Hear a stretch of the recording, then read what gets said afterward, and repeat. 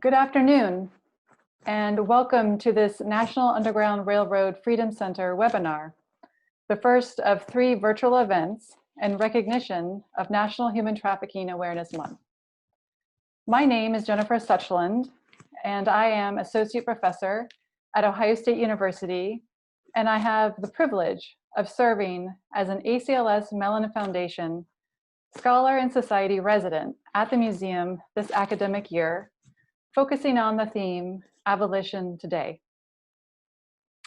I am honored to be joined by 2 outstanding speakers, Earl Lewis and Rashaya Ghee.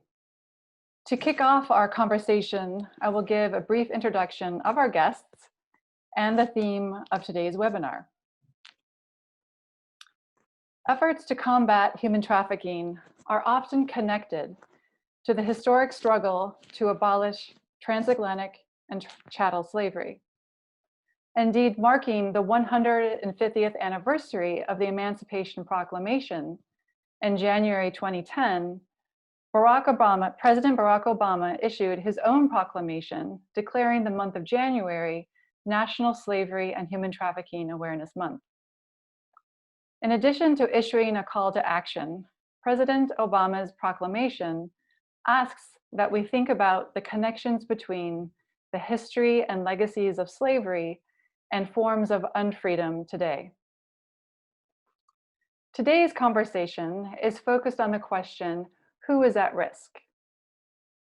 It is often remarked that anyone can become a victim of trafficking. But this idea, while well-intentioned, presents a false universalism. Everyone does not experience vulnerability or violence in the same way, nor do the sources of vulnerability and violence stem from a single source.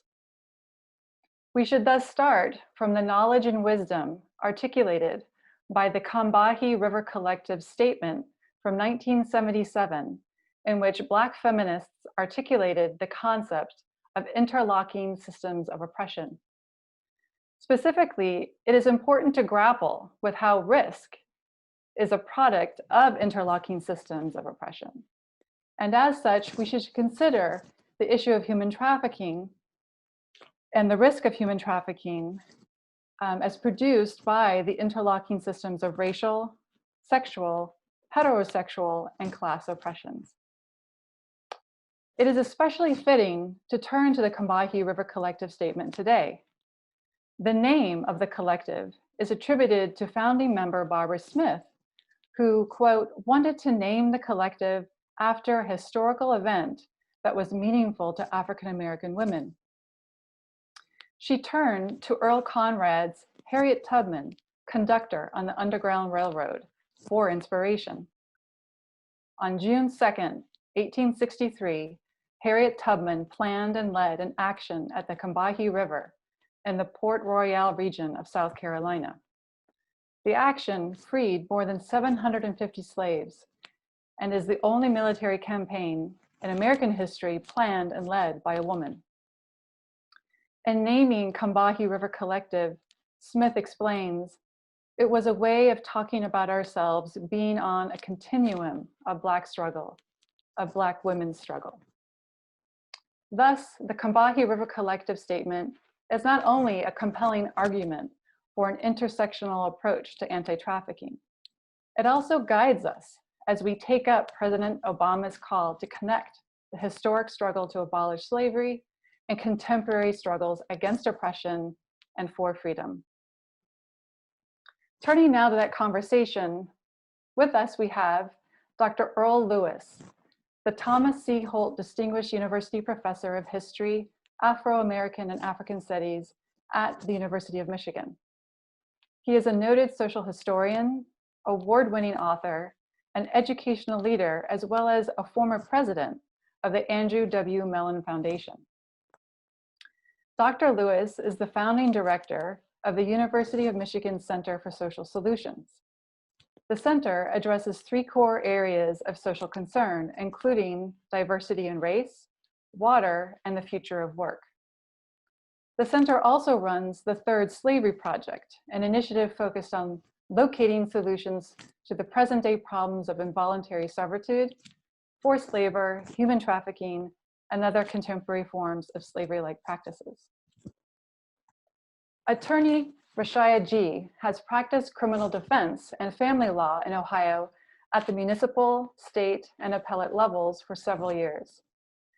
In addition to her legal practice, she has worked as a part-time law professor since 2017 at the University of Toledo and in Minnesota.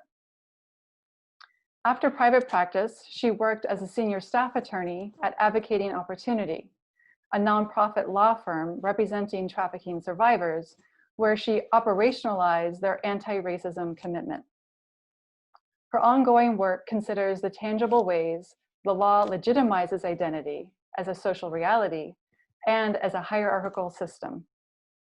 Ms. Ghee is an important community leader, expert witness, author, and public speaker advancing anti-racism and equity today. So we have agreed upon some general questions of discussion for today, but we welcome questions from the audience and have reserved space to discuss them. So please feel free to send your questions to the chat function on the Zoom platform. I'll keep an eye on that and we'll turn to those as we progress. So to begin, I'd like to ask just a general question about how each of you got involved with the issue of human trafficking to begin with. Dr. Lewis, would you like to kick it off? Sure, thank you. And I appreciate the invitation to participate this afternoon in this important conversation on this topic. So as Jenny noted in my background, I'm a historian, an American historian. And when I was making the decision to leave the Mellon Foundation and return to the University of Michigan and create this new Center for Social Solutions, one of the themes that we had identified at the center was slavery and its aftermath. This was circa 2017 heading into 18, and we were already anticipating then 2019 and the 400th anniversary to commemorate the importation of the first 20 or so African peoples into colonial Jamestown. And I was struck by that moment in American history because I can still remember some members of my board and others wondering why anyone would want to actually begin to deal with slavery, let alone slavery and its aftermath. And it was the summer of 2016 before the fall presidential election. And I had been down into my home in Virginia, where the question of slavery is never absent. It's there in monuments and in buildings and in the landscape and the social terrain. But I come back to New York City. And there was an incident on the L train coming from Brooklyn into Manhattan that was captured by a number of local photojournalists, dare I say. These are people with their iPhones and their cameras who decided to take pictures of an incident and then post it. Well, the incident was this. It was a confrontation between a white guy in a linen suit and straw hat and a black woman. And they were engaging in the most democratic of all acts in New York City. Who gets their backside on the seat in the subway train. And the black woman won. Well, the guy, instead of saying, okay, that's how it goes. I mean, that's part of what competition is all about. Lost it and decided that he then had the job of berating this woman for taking his seat. And she's like, I'm sorry, but this is New York. Everybody competes for a seat and whoever gets there wins. But what do you mean your seat? So he went on. And then at some point he says, you know, it's okay, because by the time, first he says, I'm a supporter of Donald Trump. And the woman responded, okay, that just told me more about you than anything else you've said so far. And then he follows him with the retort, well, when Trump becomes president, he's going to send you all back to the blankly blank fields. And I was sitting there thinking about this is one of the more poignant moments in American social engagement, where competition for a subway seat becomes a story about slavery. In a way, because that's the only way to anchor and locate people in space and time. And so I knew that I had to, in our center, had to begin to deal with the historical dimensions of slavery. But as we were working this out, I was talking to a former graduate student who was coming back to finally finish her PhD. And she said to me in a very provocative way, she says, Earl, you know, my husband emancipated more people than were emancipated with the proclamation in 1863. I said, come again? I said, who's your husband and how's that possible? Where her husband was working in the Obama administration in the State Department, and they were engaged in a whole set of actions in and around human trafficking and trying to work through. His name is Lou DeBaca. And Lou, and I said, well, okay, I need to have a conversation with your husband, I said to her. And so I struck up a conversation with Lou. And Lou indeed helped me to understand that the relationship between the past and the present need to be actually thought of as we began to really search for policy and policy solutions. So in addition to being a professor of Afro-American and African Studies and history, I'm also a professor now of public policy at the University of Michigan. And we decided that in a way we needed to begin to interlink these things. And so as a result, once I landed in Ann Arbor, Lou and our friends at Yale, David Blight, the noted historian, and all pulled together a team, and we created what we call the Third Slavery Project, which is to connect past examples of enslavement to contemporary forms, arguing that if ancient slavery in the ancient world was the first example, if the systems that emerged both in the Atlantic system and the Indian Ocean system is the second moment of human enslavement, what we're living in right now is the third moment, and that's the third slavery. And that's in a way how I came to this project, starting with a story about America, and that was prompted by how the American story is indeed inside of a larger global story, and then asking the questions about not only telling that story, but what are the solutions to it, and hence the Third Slavery Project. And I'll end there and we can come back. Thank you. Thank you. Thank you, Jennifer, for the question, and to the Center for the opportunity to participate in this discussion. I think it is, I think organizations that are having this dialogue explicitly and asking questions around race and the involvement and how race shows up in spaces that they operate in are certainly on the right track for the racial reckoning that we've seen happening across the country over the last year or so. I too actually came to, I will say, the work of asking questions about the intersection of race and trafficking through the use of language of slavery to describe and characterize human trafficking. I was a defense attorney here in Ohio, and a member of the bench actually left the bench to start Advocating Opportunity, which is our local nonprofit law firm that represents trafficking survivors. And she asked if I would be willing to go to lunch to discuss a potential employment opportunity with the organization. And once we sat down for lunch, I remember very vividly saying, I'm sorry, I think you're confused about my background. I have no background whatsoever in human trafficking. My area of interest is racism, American racism, particularly anti-Blackness in America's history, and the ways in which the legacy of slavery and anti-Blackness manifest in a modern context. And so I said, you know, I don't do human trafficking work. And so perhaps you should find someone who does human trafficking work. And she said, no, the trafficking movement is starting to ask really, really provocative questions about the role of race and racism in not only trafficking, but in the responses to trafficking. And I want to ensure that our organization is responsive to those realities and is contemplating those questions at all times. So I absolutely want you for the reasons that you just listed. And I said jokingly, well, one of the things that the movement needs to start doing is stop calling human trafficking slavery.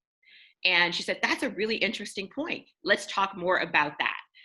And so we developed a program that attempted to highlight some of the nuances between the two institutions that are conflated or lost when we make these comparisons in a way that's not critical.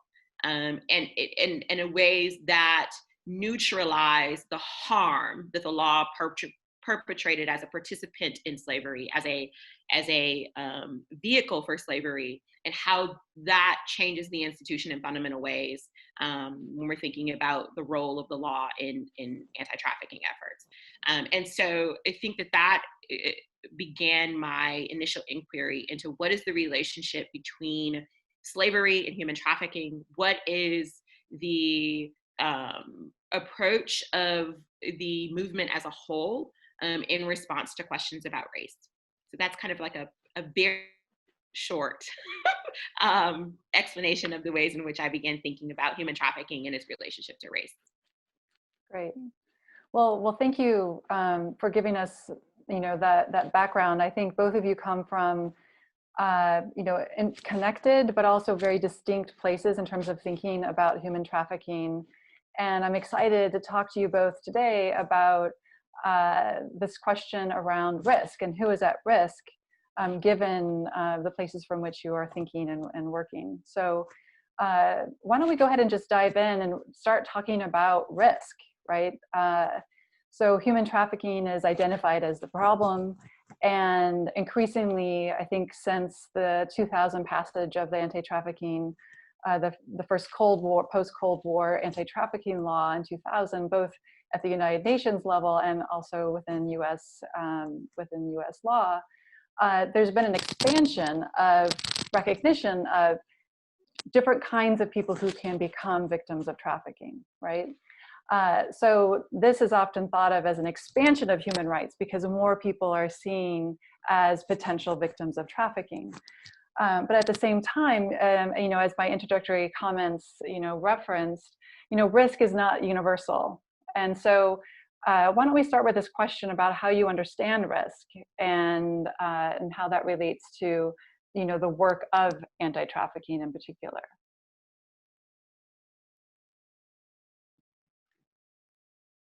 Shoot, who hit unmute first? That determines who gets to, no. So I will say, I think when we think about risk for things, we are inherently asking questions about victimization, right? And I know that one of the things that we've discussed before is that victimization or victimhood has been commodified, right? In really, really interesting ways, right? That means the meaning and benefits are attached to legal designation of victim. But victimization is not allocated equally across racial lines, right? We have a very racially informed idea about who is a victim, right? Who can be a victim, what victims look like. And for that history, the history of who is a victim and what kind of bodies we should protect is very much informed by this country's history of slavery, right? So if we think about, for example, even here in Ohio, the laws that we've named after victims, right? We have Marcy's Law, we have Annie's Law, we have Reagan-Tokes, right? These laws are very much anchored by, and their namesake is for young, attractive, white women, right? Affluent women, women who have access to capital. And one of the things I think that the trafficking movement is doing correctly is interrogating how notions of race, gender, and class inform who we understand to be victims, and how men, for example, women of color, for example, do not fit our archetype understanding of who can be victimized by sexual violence, who can be exploited, et cetera. And so when we think about who's at risk, it requires us to interrogate who we visualize, what our imagery says about who is a victim, who can be a victim, and the ways in which we expect victims to engage with law enforcement, engage with recovery, engage with compliance. And so I think questions of risk inherently broach questions of victimization and require us to interrogate who has access to the resources that we afford victims and identified as victims. If we're thinking about even slavery, the history of American chattel slavery, we don't even talk about slaves as victims, right? We have not afforded them that designation. We don't even think about them that way, right? And so, yeah, I think the risk requires us to ask questions about victimization and how we appropriate and allocate resources designated for victims. Just building on that point to me, and clearly we have not only raised questions about victims, but we have written it into the history of American race and racism. And so the White Slavery Act, the Mann Act, in and of itself becomes a story about, to Rashai's argument, a story about who was vulnerable in ways that we actually label it over time, and the ways then not only is it labeled, but then it's prosecuted. Because one of the classic moments, right, in teaching American history, you tell the story of Jack Johnson, and what defeated Jack Johnson was not any opponent in the ring. It was the federal government and its invocation of the Mann Act and quote unquote White Slavery Act that ended up being his toughest opponent. And so how do we understand that? But if you step out a little bit, at least from the work we're doing, is also to ask the question about the global level. So when you ask about risk, is to think about it outside of the US context alone, but at the global level. And so then if you think, so if you take McKinsey at his word, for instance, and one could debate the numbers, but let's just use the numbers. They argued a few years ago that by 2030, 400 million people worldwide would lose their jobs due to automation, some 39 to 54 million in the United States. If it's just about human trafficking that we're talking about, you may say that some subset of those folks may or may not be at risk. But if you're talking also in this world about then labor exploitation, in the ways in which involuntary servitude gets actually incorporated into a whole set of systems globally, and then you expand the number of risks. I mean, who are those young folks picking your cocoa beans that provide for the chocolate that ends up on your table? How do they get from Guinea to someplace else? Who is moving them about? It's not that this is somehow hidden. This is in plain view as there are labeled contracts and agreements. If you think about the fish that you pick up at Whole Foods or wherever you shop from your fish, how much of that is locally attained, and how much of that is actually a result of Filipinos and other Asian men who have signed labor contracts, who have had then their passports and others confiscated as they serve on these fish trawlers for months at a time for low compensation, only to supply a global food and supply chain. So this becomes then a different question about how do we begin to categorize risk. And that I think the part of this, there's an American part of the story, and then there's a global part of the story, and it's all tied to a system or systems of exploitation that in some ways have old histories and new histories. Mm-hmm. Mm-hmm. Absolutely, and perhaps I could pick up on something that you both were speaking about, that Rashaya, the idea that there is a perfect victim, right? And that is very much tied to the way that one of the main sort of strategies of anti-trafficking, or what's thought of as a main strategy for reducing the prevalence of trafficking, is to prosecute. So even in the trafficking, the TIP report, the annual TIP report that's released, Trafficking in Persons report that the US documents every year, one of the main indicators of, in terms of what tier a country is placed on is their prosecution rate, right? And so this is not an argument against not prosecuting, it's more that prosecution is actually really difficult, right? The bar, the threshold for charging someone, finding them guilty of trafficking has not been an easy task. And so that difficulty has really driven as well the importance of a perfect victim, right? That there has been, for example, clear evidence of being tricked, of force, fraud, or coercion, right? Those being very high legal thresholds. And so I think what that does, you know, sort of part of the effect of that is that there's been a kind of narrowing in on who we see as potential victims, right? As well as that we focus on the individual rather than that risk is actually coming from structures, right? So perhaps you both could elaborate a little bit more on, you know, if we want to move away from a kind of narrowing on who is a victim and who are potential people to be victimized by violence, how do we broaden it out to really consider the, you know, interlocking systems of oppression that are really feeding some of these dynamics, social dynamics?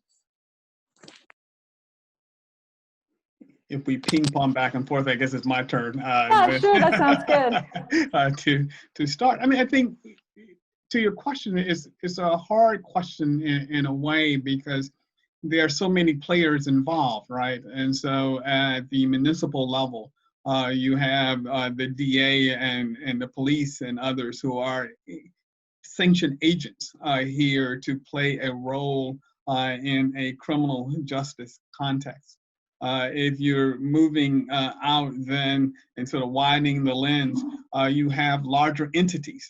So, I mean, how many American corporations now have on their websites some statement in opposition to human trafficking? I mean, Delta and Marriott, you know, I think of as two examples, and they aren't the only ones. And so they have come to realize that they have a role to play. But then you go on the line, you go on the web, and you see there are truckers against trafficking, and there's a list of folks who have become engaged in all of this. The question, I think, and this goes back, is that not each of them actually can play a role that will change. I mean, some can observe and report, others can slow and prevent people from using their facilities or using their aircraft to move people back and forth. Others have the job of detaining, arresting, and convicting, and understanding this. And so I'll end with an example, a story. One of our collaborators was working with one of the federal agencies in the last couple of years to help them to understand the relationship between the past and the present. And so we were looking at the actions of a major American enterprise that had a global supply chain, and where it was clear in that supply chain they were, by American standards and by UN standards, probably, and I put in quotation marks, I haven't seen all the data, but probably unlawful labor agreements that would look like some version of involuntary servitude to a number of folks. And we were trying to explain to this federal agency then how past practices have been modified and modernized, but they weren't not unlike practices in the 17th, 18th, and 19th centuries. And we came to realize that, this is not true of all who were illegally trained, but not all of them were actually real good students of history. And so they couldn't see the connections because they actually didn't know enough about that past. And so then they were looking for new ways of entry into the conversation. And we were saying, well, okay, let us get together a group of historians and others who can actually help you connect the dots and all. But there then in that system, where there are people who were willing to do it, but their own training and expertise didn't lend itself to them seeing what was before them in ways that fit then the legislation and everything that they had to leverage to make convictions. And so they would say to us, you know, you're probably right, but we can't fit it into what we know and what we do. And so there is then a systems risk that needs to be both revealed, exposed, and corrected, because well-intentioned people believe on the other side that this is wrong, but this is the narrow range in which I can operate. And this is what you shows me is at least 1 foot outside of that range, if not both feet outside of that range. And that was revelatory because it was not about good intentions or will. Is Mhm. about the ways in which people interpreted the roles they played and where they had degrees of freedom. Just to dovetail with that, I think that there are two ways to broaden the folks that we perceive to be at risk and our strategies in response to that risk. The first is, I think it's really important for organizations involved in doing anti-trafficking work to interrogate the ways in which their roles, the character, the objectives of their organization itself contributes to human trafficking, right? So an example of this that I can think of that comes to mind immediately is many of us have roles as mandatory reporters, right? We have to report when we see something that we believe violates, particularly involving children, this child's safety and well-being. While we simultaneously know that being involved in the family regulation system, being involved in child welfare systems, foster care, juvenile justice system, exacerbates or increases the vulnerability that someone can be trafficked, right? We know that from, I think even the state report, the Department of State's reports from 2020, from last year, indicates that folks who have gone through our child welfare system are more vulnerable because of that experience to being exploited and to being trafficked, right? And so it requires us to interrogate the tension between being a mandatory reporter, knowing that we have to report, knowing that this report can likely result in a child services investigation and these children being removed from their homes and then placed in foster care. And then that itself is a factor that increases their vulnerability for being trafficked at some point in their life. Or, for example, the tensions between immigration enforcement and also ensuring that folks who are being trafficked, particularly labor trafficking, labor trafficking, specifically agricultural work, have access to T visas, have access to the information and the resources that they need to be safe, right? That's a tension there that we need to be more explicit about interrogating if we're ever going to help broaden and make sure that the overlap these agencies have doesn't result in increased risk for our clients.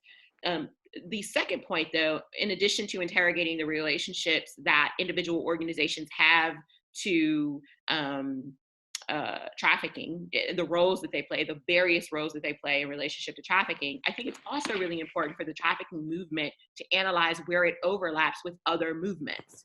One of the huge things that advocates continuously bring up in terms of responding to human trafficking is a reduction in the prosecution of trafficking victims of behavior that was compelled by the trafficker.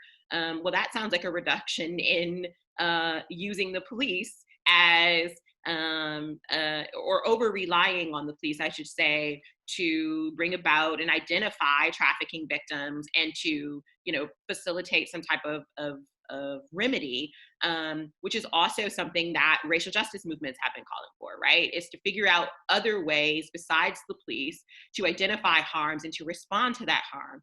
And so if I think the trafficking movement is able to interrogate the relationships of folks involved, agencies and organizations involved in the movement, and how in which those agencies themselves exacerbate or increase vulnerabilities, and then also consider where there's overlap with other movements who are attempting to also reallocate resources to service-based community organizations to increase access to victims, to increase the ability to identify victims, to diversify responses, and then the movement is able to partner with these organizations and strengthen those requests. So I think we just have to be, as a movement, more critical about interrogating these connections and figuring out how these connections can, facilitate a clearer and stronger request for what our clients need, but also interrogate the policies and practices like mandatory reporting that we all just kind of accept and embrace without, we just all kind of acquiesce to. It's important for us to start interrogating, how does this particular function of this movement, of this agency, serve the ultimate goal? And is there a way we can reconfigure that function or that imperative so that it's less harmful? Great. Those are both really helpful and illuminating windows into thinking about risk. And I just want to remind folks in the audience that we welcome questions, and while we have our experts here, please do share questions or comments that you have on the chat function. I'm happy to relay those over. So I wanted to pick up a bit more on this question of risk, and sort of thinking about how perhaps an interest in risk is about trying to come up with strategies for anti-trafficking that address risk factors, right? And so, often, I've been teaching about human trafficking for, over a decade. And when I'm in the classroom, students are often asking me, well, what can I do, right? Trafficking is thought of as something that's hidden in plain sight. That it's perhaps difficult to get involved or think about how to, challenge trafficking. But if we really flip our understanding of risk to look at systems of interlocking, oppressions, then anti-racism is anti-trafficking, right? Economic equity is anti-trafficking. There's a whole way that sort of broadening and this opening up, I think, that both of you were speaking of is possible if we kind of shift our thinkings around that. I have a comment here in the chat I'll mention here. This is to Rashaya. Thank you for mentioning the heavy reliance on law enforcement and anti-trafficking work. Do you have suggestions on spaces, organizations, or articles that explore this topic further? I don't have like the name of an article or organization off the top of my head, but I do actually recall, I'm gonna actually ping pong this back to Jennifer. I actually recall seeing a resource that you shared that is working on this idea of disengaging from our significant reliance on the carceral state, on prisons, policing, and prosecution to effectuate anti-trafficking initiatives. What I'll also say, or anti-trafficking efforts, what I'll also say though, is this is some work that feminists have been doing for quite some time.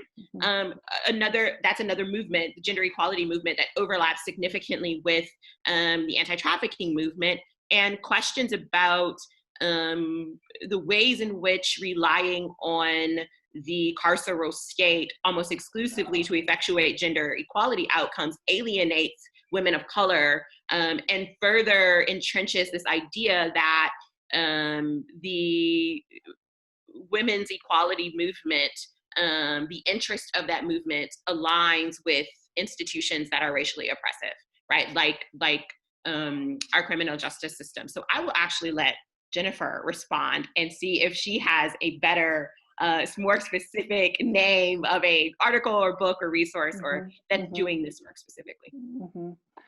Well, I'm going to ping pong that later back to you. As I'm going to ask you a question about operationalizing anti-racism and at Advocating Opportunity. But I would just mention briefly that I recently posted a blog post for the museum introducing Human Trafficking Awareness Month and its connections to social justice. And in there, I mentioned the incredible work being done by a variety of organizations that have been in tune to the collateral damage of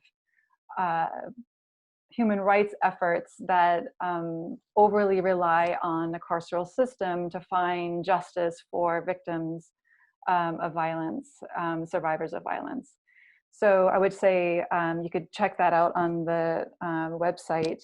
I mentioned in there the incredible network of survivors, victim advocates, and formerly incarcerated involved in the work of Survived and Punished.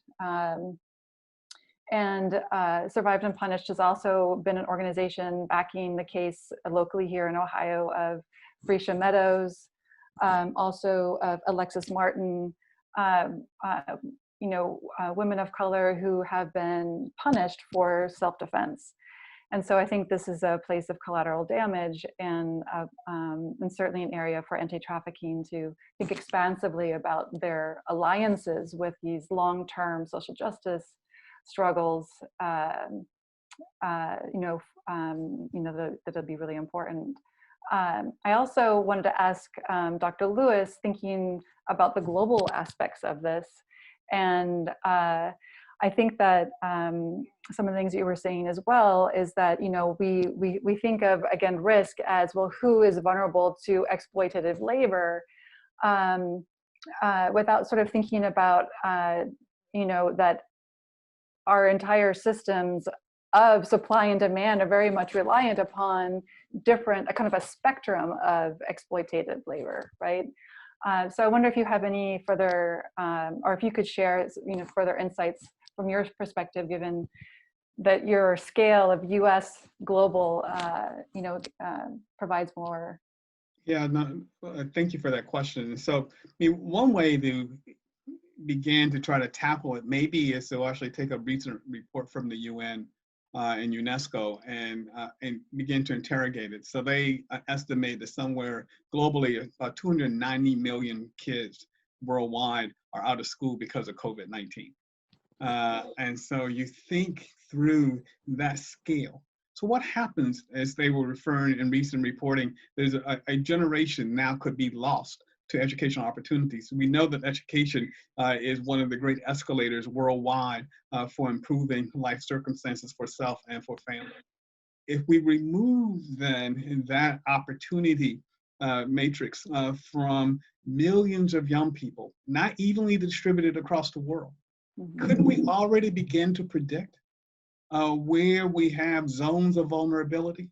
And so we can do that when we look at these macro challenges and begin to actually not wait for it to happen, but already begin to predict where we're going to see the impact and what may need to be done. And so then we have partners who actually are at the other side of this equation who are working on the ground and trying to anticipate. So at the global level, I moved from the international back to the United States. And so one of our partners, Liberty Shared, actually is a data collection company. They track labor exploitation, trafficking in zones across Africa and Asia.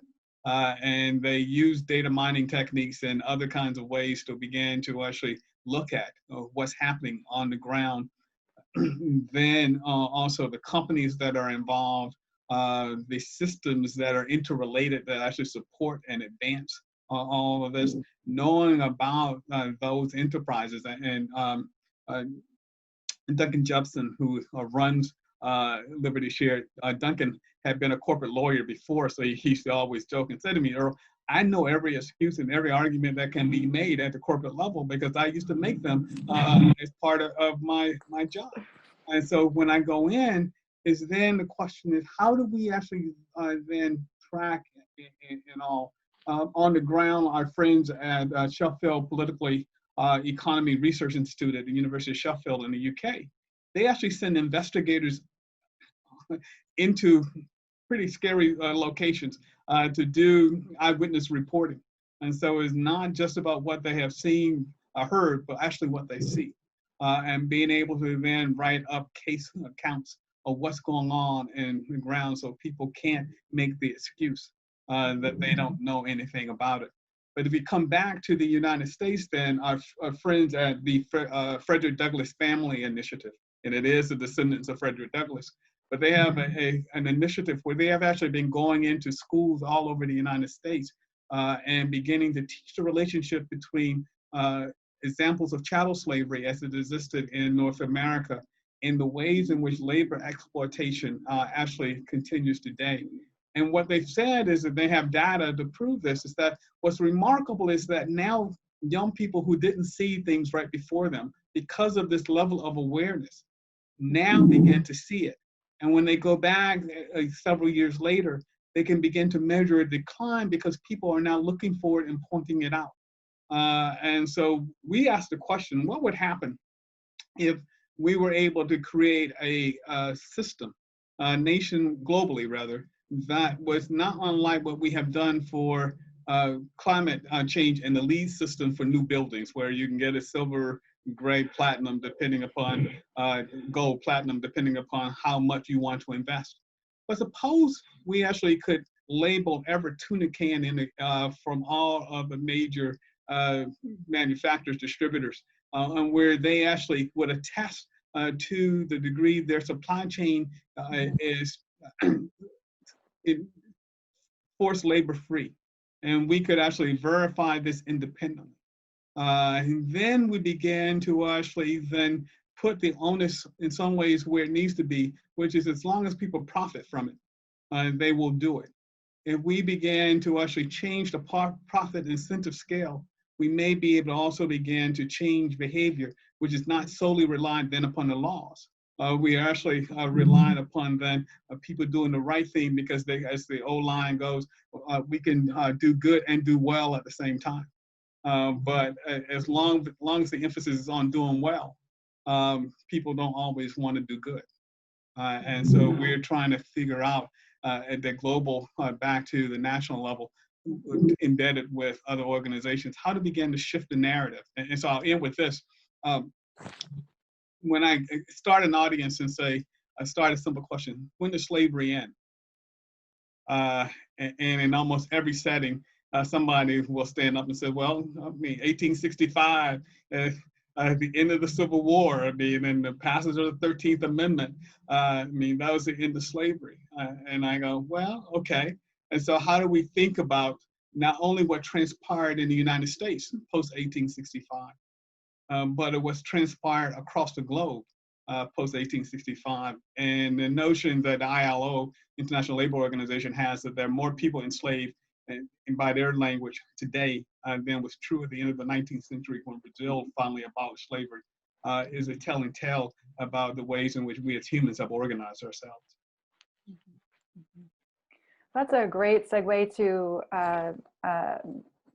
perhaps a question, another question, and we have about 10 minutes or so, and I want to be sure to give a bit of space for a couple more questions, or at least one more question from the chat. But this linking of historical slavery with contemporary, in this question, Dr. Lewis, about when did slavery end? I wonder what both of you think about both the opportunities, but also the tensions about making that connection, given that, at least within the United States, we still very much are in the throes of failed Reconstruction, right? And even thinking about the fact that lynching was not even outlawed, and that we've had this attempt to pass legislation to outlaw it within our Congress, and we have yet to do that, right? And so, how do you see the sort of responsibility we owe to tending to the legacies of slavery, and then also using it as a lesson to talk about unfreedom today? Yeah, so I know I broached this tension early on in my introduction, so I'll certainly sacrifice myself first on this question. A couple of things here. First, I ask a similar question to my students about slavery. And I don't know if it's that law students are inherently more suspicious or something, but there's always this reticence that I can sense when I ask the question, right? That they're not sure if I'm trying to trick them when I ask them, when did slavery end, or as a country, have we outlawed slavery, right? And the reality is, and one of the tensions I attempt to talk about and normalize in our discussion of anti-trafficking is the exception in prisons. We made an explicit exception for slavery, right? So one of the points I attempt to stress to my students is that we are not absolutely opposed to slavery as a nation. We never have been.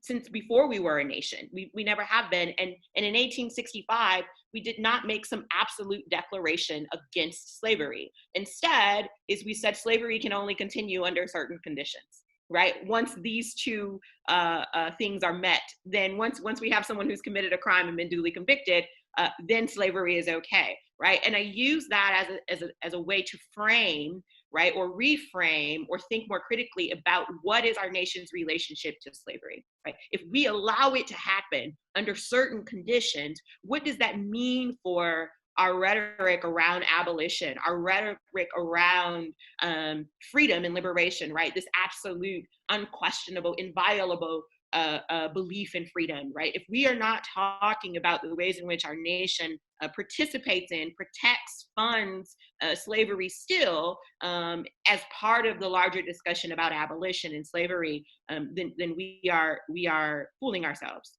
And we are excluding a significant subset of the population. So that's the first thing I'll say about that. The second thing I will say about the tension between slavery and human trafficking, or more importantly, one of the things that I think I continually emphasize is that I think it is deceptive and problematic for the trafficking movement to rely on the currency that's generated with language and imagery of slavery, because it has currency. Otherwise, why would we be using it, right? The language of slavery, the language of bondage, the language of abolition in a domestic context in this country evokes very powerful imagery, evokes very powerful sentiments, and we are capitalizing on that currency. And so what I attempt to charge human trafficking organizations with is, while you're using the currency that language and imagery generates,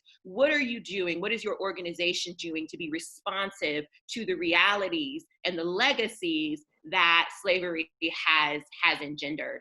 Because if you are utilizing that language, the language of slavery, the language of bondage, the language of abolition, and you are not being responsive to the ways in which the legacy of slavery continues to marginalize members of our community, continues to marginalize and inform race politics even today, then you are essentially recasting the slave narrative with white people at the center as both victims and saviors, to no aid of the again, the descendants of slaves who we don't even consider victims, right? And so one of the things I challenge organizations to do is to educate themselves about the actual history of slavery, be cognizant of nuances between slavery and human trafficking, the most profound of which I believe is the role of the law, right? Because what I tell people is the law does more than just regulate our conduct, right? It communicates our values as a society. Right? So beyond just prohibiting and telling people what they can and cannot do, our society said very explicitly that we believe that these people are best fit and suited for servitude, right? And, you know, it always astonishes me the ways in which we can acknowledge as a society how foundational the elements of free speech are, or the element of the right to bear arms are. But what people do not contemplate as part of this discourse is that the very same founders who were prolific and visionary in their adoption of these principles are the very same founders who sat around in those very same constitutional conventions and debated whether or not Black people should be considered full humans, and decided against it. And in the same way, freedom of speech, right to bear arms, right to be free of searches and seizures characterize and has animated the identity and the character of America, so too has America been animated and informed by this notion of racial oppression, this notion of racial subjugation. And so it is impossible to fight against trafficking. It is impossible to effectively address human trafficking without fighting racism. Racism is a conduit for trafficking. And if the organization is not interrogating that relationship, then they're not being victim-centered. If you're not considering the ways in which race has informed your victim's experience, and you are not responsive to that reality explicitly.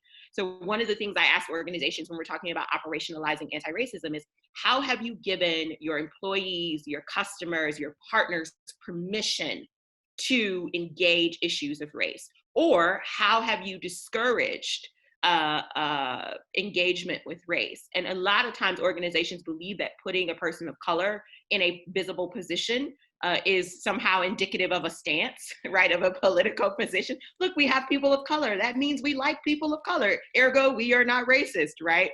Without interrogating, you might have this person being here to look diverse. Are you allowing this person to be diverse? What authority does this person have to address these issues substantively? What resources, how have you supported them in that work in order to give your clients permission to engage those issues, right? And so this is one of those dynamics that requires sustained engagement, sustained interrogation, sustained commitment that's supported through resources, through tangible resources. And I don't think it's possible to be effective in this fight, to be victim-centered in this fight. So when so many victims of trafficking are various racial backgrounds, are various ethnic and cultural identities, it is not possible to be victim-centered. It is not possible to be effective in this fight if you are not also centering that component of this movement. So. I know we're running out of time, so let me just put it this way. Cincinnati is an interesting place for a conversation about the link between abolition and reparation.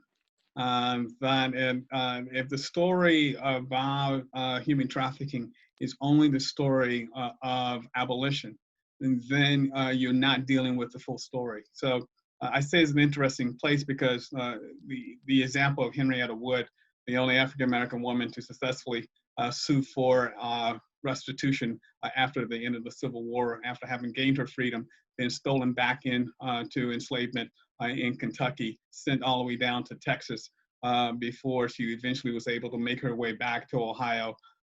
It is a powerful story in its own right, and so I invite you to know that story. But part of that story of reparation then also is a story about questions of atonement, redress, and closure, as the economist William Sandy Darity and colleagues have written about in recent years. And so if we don't get to, at some point, addressing atonement, redress, and closure, among other things, it will only be a story about abolition. And as we know the story of abolition, last time I looked, there were some 2,900 plus abolition organizations worldwide, and that number grows by the day. And that movement has its own history that's also embedded in a series of racial histories. But the abolition movement has never fully embraced the reparations call. And so I would argue that as we end today, that abolition and reparation need to be talked about in the same sentence. Wow, that's so profound to think about anti-trafficking through that lens, right? As well, like to really push that it's about repair and reparations, and also, you know, Rashayo, everything that you were saying too, just so profound, I think, and can have such a huge impact on how we understand human trafficking and how we approach anti-trafficking. I want to thank you both so much for your time today and for your sharing your expertise. Sure. The museum and myself, I've learned a lot in being in conversation with you both.